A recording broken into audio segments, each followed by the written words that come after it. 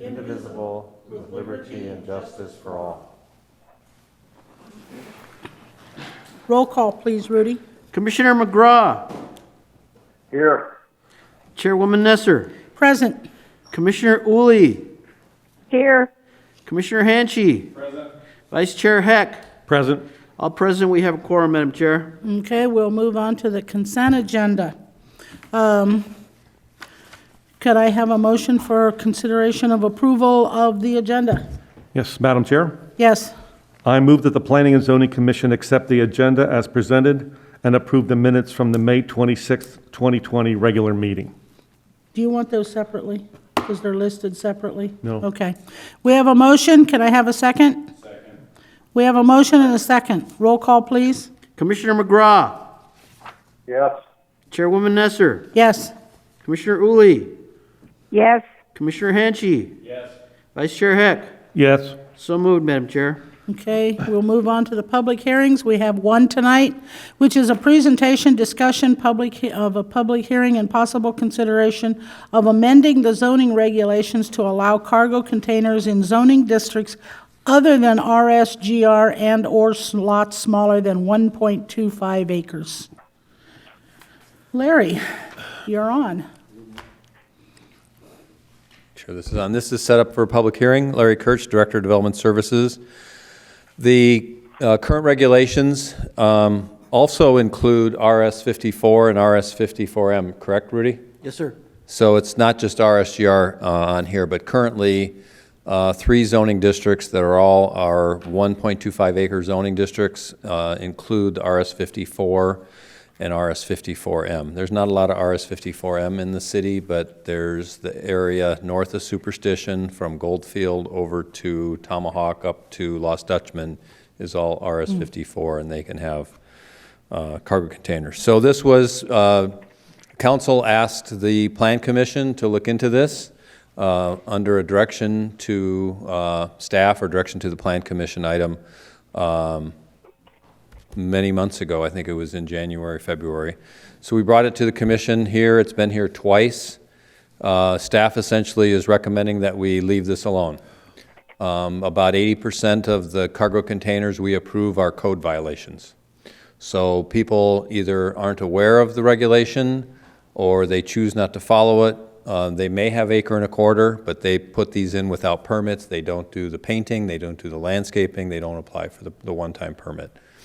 So in our opinion is the council weighed in on this. Last time we talked about all the ordinances and resolutions, and the council had not approved these at one time, and then went back and revisited it and then decided that if you had an acre and a quarter, there may be a rationale for these containers to store feed perhaps. I've seen them used to house llamas with a hole cut in the side, so they seem to be appropriate.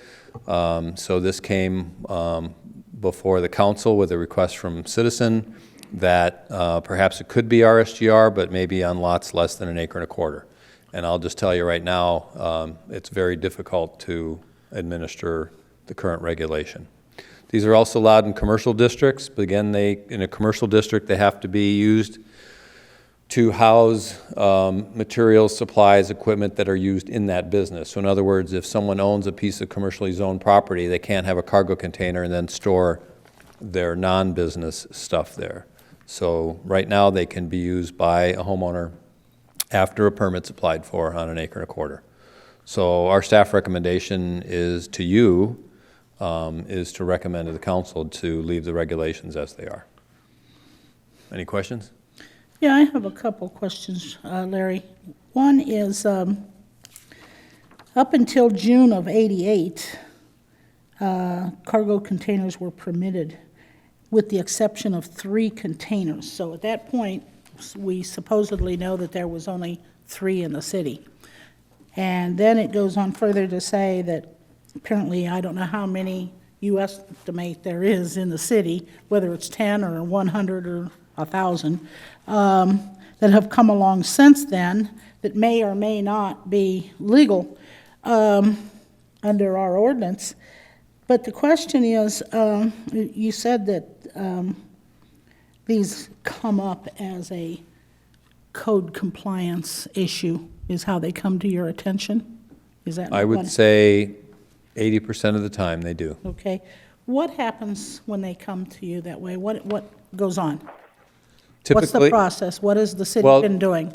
it depends on where it is. Could be in the front yard, could be in the side yard, could be in the rear yard, but it could be just as a part of routine drive-arounds that the inspectors make. Maybe they're working an area or they're on another code case and they see a cargo container and then they'll start a code case. No, but what I mean is, what do you do about them?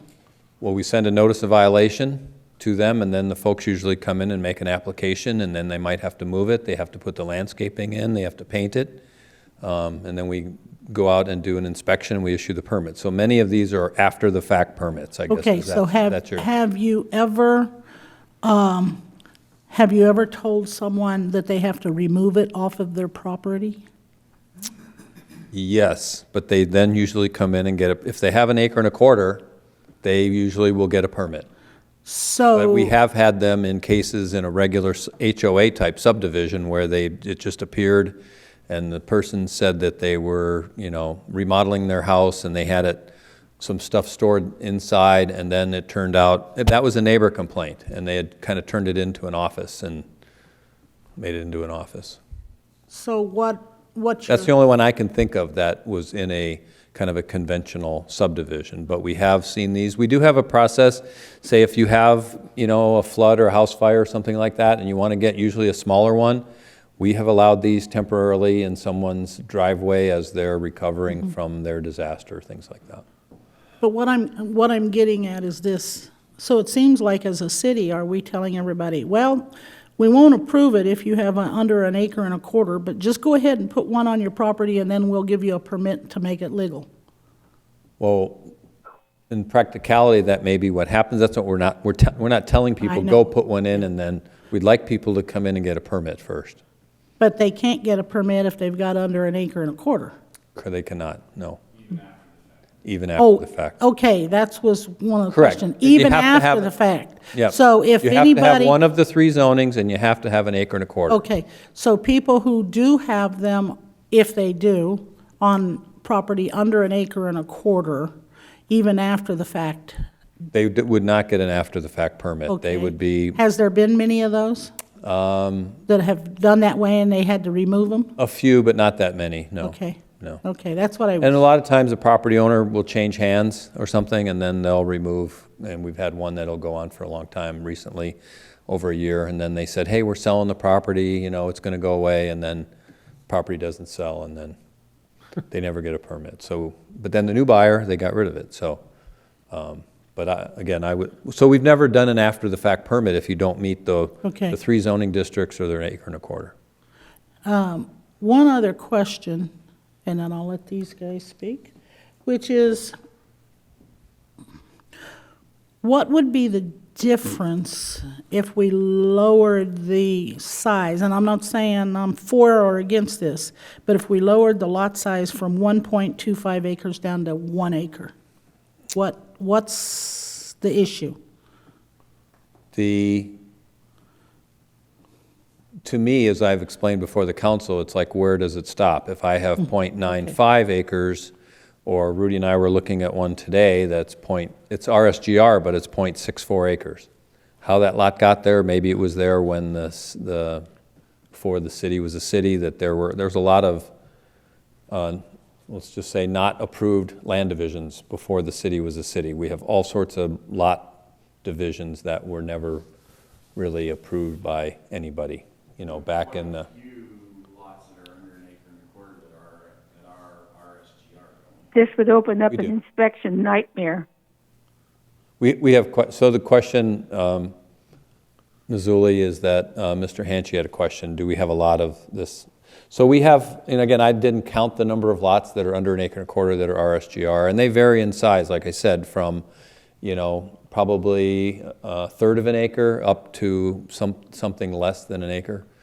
So the acre and a quarter, though, we consider gross, so gross acres. So if someone had right-of-way, a 33-foot right-of-way in their front yard, and now they only have 1.01, it's just like horses. I think we treat that the same. So if you have an acre and a quarter gross but you have a right-of-way in front of your house, you can still have a horse because the parent parcel, if you will, has an acre and a quarter. We do the same for cargo containers. Just because, we won't penalize you because you have dedicated road right-of-way on Superstition or Cactus or some other road like that. Okay, but, Madam Chair? So then, Larry, I guess the question I have then is those RSGR zone lots that are smaller than the acre and a quarter because they've been subdivided prior to the city incorporating, because they're zones RSGR, could that person request and let's say if it's a 0.64 acres, could they request a cargo container and would be granted it because of? They could request one, but we would not grant it. So we still, no matter what, because they don't fulfill. Because that's another alternative. Anybody with an RSGR lot could have it. Then you simplify it, you say those 3 zoning districts, regardless of your lot size, you can have one. That would open it up to everybody who has RSGR to do that. So again, just looking at the legislative history, there was some rationale for the acre and a quarter because then I think there was an assumption that you could have large animals and then you could use this storage container to safely keep food away from rodents, et cetera, et cetera. Technically, you can have livestock on any. Chair Nesser, Commissioner McGraw. Wait just a minute, Mike. Go ahead, Mr. Hanchey. You can technically have livestock on any RSGR, correct? I can't hear him. Oh, Are you? Technically, you can have any. Is the green light on? There we go. There we go. Technically, we can have livestock on any RSGR. It's just the size, like horses aren't allowed. You have to have an acre and a quarter. But you can have smaller livestock, can't you? You can have small animals on many zoning districts. Yeah. You know, you can't have horses and cattle and things on less than an acre and a quarter, but you can have, chickens and, guinea fowl or whatever on what are called small livestock. So the zoning code differentiates between large and small livestock. Right. But you have to have an acre and a quarter to have large livestock. But I'm just saying they could technically have small livestock on the less than, and there'd be a need for the feed and all that type of stuff. In theory, but would you really need a 40-foot cargo container? No, but you can get a 20. Because you have a couple of. They got different size ones. I know. And that's just what I'm saying, To me, it kind of, these are kind of an alternative to the cheap metal storage containers. They're just a heavy-duty metal storage container. And, they're pretty rodent-proof compared to a metal 10 by 10 or 10 by 20 storage shed that you buy at Home Depot comparatively. But I would say if you had a small lot, and the purpose is not to store feed, I wouldn't say. By and large, they're used for a hobby room. You can have electricity to these. The code allows that. I suppose you could put air conditioning in them. We have seen one that's actually buried under a driveway slab, and you go into it through the basement, and it's like a man cave underneath, under the ground. That one, so it's almost you don't even know that one's there. So, I mean, I can do anything illegally. technically. no, that may have had a permit. I don't know. That's kind of an oddball case, but. Madam Chair, I have a question. yes, Hold it. I'm next in line here. okay. Okay? Go ahead, Mike. As usual, this is the third time around. We're splitting hairs again. Larry, have you talked to council since the last time we talked about this? And if so, I know they told you to take it back to us, but did they have any insight? No, the council at that meeting where I presented some of the baseline information, at that meeting, they decided to ask the Plan Commission to come back to the council with a recommendation. So I've not been back to the council for any discussion since they asked this body to look into it. Excuse me. Okay. All right. Thank you. You're up, Shirley. Now, Larry, I understand on an acre and a quarter, the inspection folks probably are saying, well, gee, I've got enough of a problem dealing with the numbers of 1 1/4 acres. I'm not going to be able to handle any more on a less than that. Am I stating that correctly? So why would we want to put it less than 1 1/4 acres? Well, what I'm saying, it's a We problem. don't have enough inspection people in Apache Junction as it is. It's a problem now, and my prediction is that it will be much harder to administer. For example, today, someone, I think it came up a while ago, but they wanted, and I don't know why they need 400 amp service to their house, but they wanted a permit, and we can't issue the electrical permit because they have an unresolved cargo container. So we're holding up whatever the reason for having an electrical permit is. You go get a permit for the cargo container, make sure that's all done, then when you get that resolved, come back and get an electrical permit. Good. So again, that's my prediction, is that if you open this up to more zoning districts or different lot sizes, it's really kind of this broad policy matter is, do you want these ubiquitous throughout the city, yes or no? Okay. Peter? Madam Chair, Larry, we are not having any discussion relative to the use of that container. It is simply, if it's on a 1.25 acre lot, they can put in a 40-foot cargo container and do with it as they please. Well, they can't have plumbing, but yes, they can have electrical. And they've but got to paint it and have the landscape. all They have that. to paint it kind of earth tones, and they have to do the landscaping. It has to meet setbacks, certain setbacks. Okay. Has to be behind the front lot line or out of the setback behind the front facade of the building. But yeah, we're not saying what goes in it, because that can be, Yeah, that would be, an old car, a collector car, whatever you want to put in there. yeah, okay. I have another question. Sure, go ahead. Once this cargo container is in place and they have a permit, they've got it in place, they've done everything that they need to do. Do you sign off on kind of like an occupancy permit so that everybody knows that they have fulfilled their obligation with respect to a cargo container? Yes, we That's the issue way it the works? permit. So usually we'll go out and inspect it. We'll basically say, apply for it, show us your landscape plan, show us that you're going to paint it. Then will say, it's okay if you put it here. They will paint it, put in the landscaping, and then we'll do a final inspection, and then we mail them their. It's called an administrative use permit, so it's not like a building permit type thing. It's an administrative use permit. So they're issued a permit, which is, it's good, I guess, for as long as the cargo container's there. Okay, thank you. Okay. Question, Larry? If they're in violation, if they're using that cargo container for, let's say they turn it into a mother-in-law suite, can they lose that permit? Yeah. Yeah, You because revoke it? for a guest house has to be constructed of Right. stick built or site right. built, whatever it may be.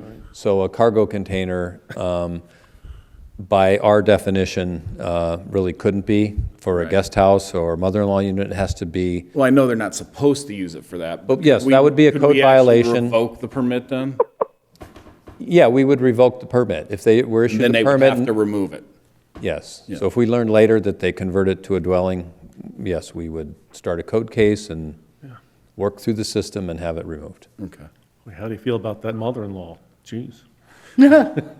Could be father-in-law. If you're going to have somebody living in As a an cargo example. container, Yeah. let's hope it's the father-in-law. After 8 or 10 kids, you put the extras out there. Yeah. Anybody else have any discussion, questions, anything? Okay. So we have a public hearing. Since it's a public hearing, anyone in the public wish to speak on this issue? Come up and speak, give us your name and address, please. My name's Kenneth Coburn. I live at 384 North Valley Drive, Apache Junction. I'm the one that brought this up to be re-reviewed. I wanted to use it as a storage container. My mother has been put into a home with Alzheimer's. Most of her stuff was put into the Walmart shed, and everything went bad due to varmints, rains, floods, and I ended up having to throw away 95% of her property. I also have stuff that I need to put into a good container that's not going to get ruined. The 29th of last month, had a gust of wind tear off the back porch of my house. I just want to reduce it down to an acre. I'm not trying to change any rules, regulations of what it's for. If I need to paint it, cover it, it's not for shop use, no electricity, any rules and regulations are still intact. It's just a storage container that I can trust is not going to get damaged by rain, wind, flood, or anything else. It's also more secure to where I could lock it and nobody can go up to the side of it and pull it apart. That's basically all I have to say. I just wanted to reduce it down to an acre rather than an acre and a quarter. My property was horse property. I don't have animals other than a dog. Basically just a storage container, which is more secure, safer for my property than the buildings that you can get at any of the hardware stores. That's all I have to say. Thank you. Thank you. Anyone else? No more insight? Come on up, please. You know the routine. Yeah, Darrell Cross, 1018 North Acacia Road, Apache Junction. Years ago, I had a storage container on my property before it got changed over to where we could actually have them. And I had to get rid of mine, and I was using it for temporary storage at the time, and also using it for a tack shed. And I went to the city and proposed that I would weld construction material to the outside of it, in other words, metal studs, wall studs, and construct a metal gable roof with shingles and or a metal roof tile, the typical barn type roof on it, and I was still told no. And the way I presented it, the way I had drawn it up, you wouldn't even have been able to tell that it was a sea storage container. It would look like a metal shed, a well-made metal shed. T111 siding, barnwood type siding, looked really good on paper, but because of the regulation, was told no. So I kind of feel for this gentleman. I get where he's coming from. I'm wondering if some kind of provisions could be put in place to where an individual could actually, alter the outside looks of it so it's a metal container on the inside, but it's a shed on the outside. Something to think about. Thank you. Thank you. Anyone else? No one? Hearing and seeing none, I'll close the public portion and open this up for discussion. Madam Chair? Yes. Madam, Speak up, get close to your... Yeah, I think we do need to change something. I don't think it's an easy solution. I think we're gonna have to work at this a little, but I think we need to do something. Because I think storage containers are a good option for a lot of people. If you drive around, you see a lot of the cheap little 10 by 10 sheds on properties, and you can put in as many of them as you want, and they get tore up by winds, they dilapidate very easy, they look like crap in no time. You put one of these up, they're gonna last, you put a good paint job on them, you can make these things look very nice and they'll last.